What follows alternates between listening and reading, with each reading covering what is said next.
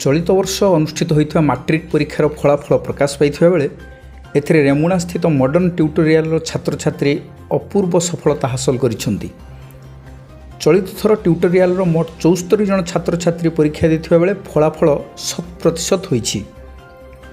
एथर A1 रे 5 जन, A2 रे 22 जन, B1 रे 32 जन, B2 रे 13 जन एवं C रे 2 जन छात्र छात्री उत्तीर्ण होइछंती। सर्वाधिक 560 नंबर रखी उपासना महालिक प्रथम होइथिबा बेले शुभश्री बेहेरा 556, सानिया खातून 547, जयशंकर दास 542 एवं भाग्यज्योत्सना बारिक 540 नंबर रखी आशातीत सफलता हासिल करिसेंती।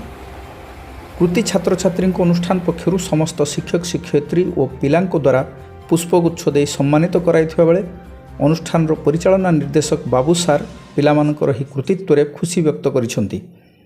एथिसहित प्रत्येक पिलांकु कठिन परिश्रम करने से परामर्श देइछंती एवं पिलांकर आगामी पढ़ारे आवश्यक साहाय्य करने से आगभर थिबा प्रकाश करिसेंती।